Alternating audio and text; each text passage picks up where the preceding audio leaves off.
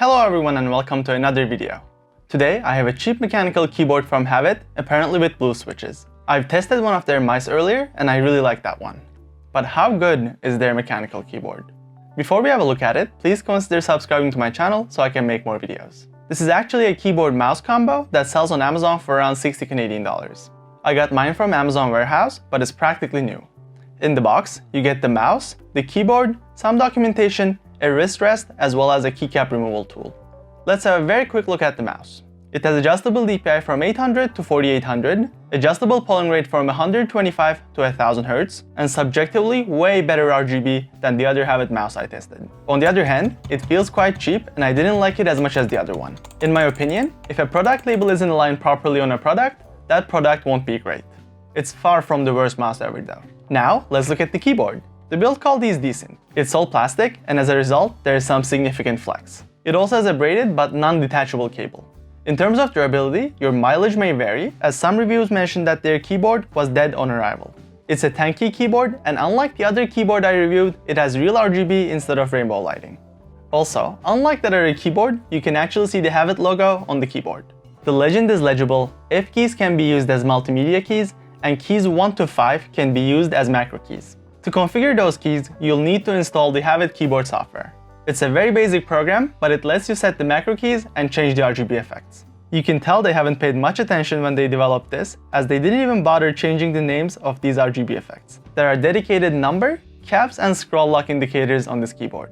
I don't like the red LEDs for those dedicated indicators, but I like that they use the buttons as indicators too. On my Corsair K68, I have a type lighting effect on top of a static color. This way, I can get a cool lighting effect while still being able to see all the keys. On the other hand, I can only choose one effect on this keyboard.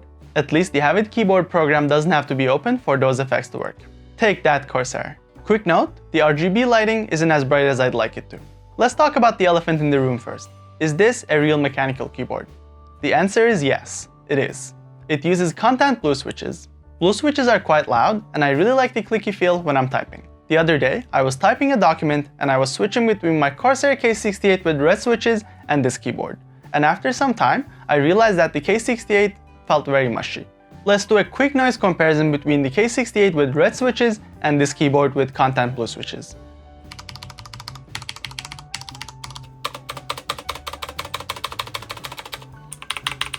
As you heard, these switches are quite loud, but you can also hear the plastic clips hitting the board when you press certain keys like backspace.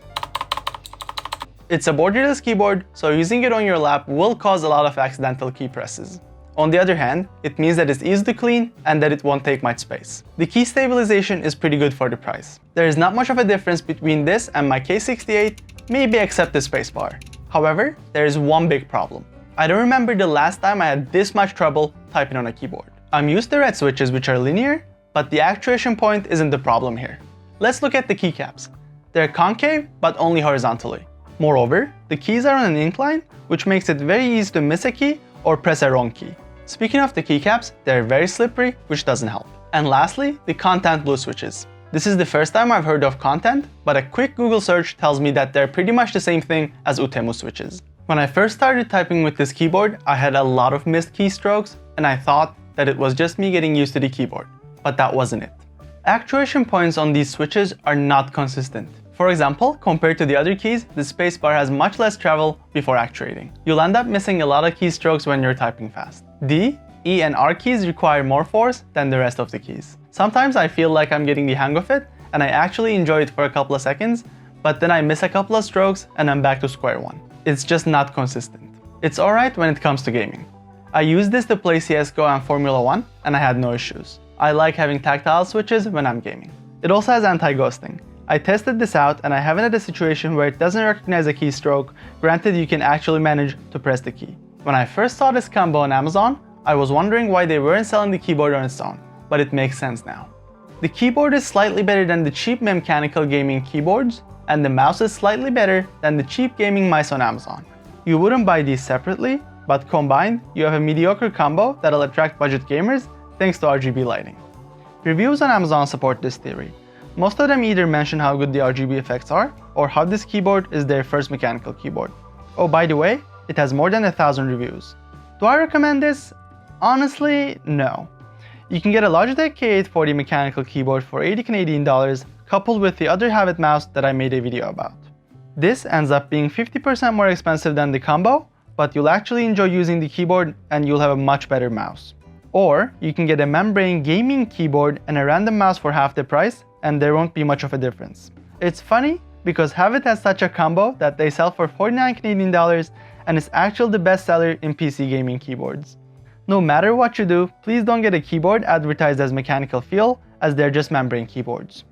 Thank you so much for watching. Please consider liking this video, checking out my other videos, and subscribing to my channel. I really hope I'll see you all next time.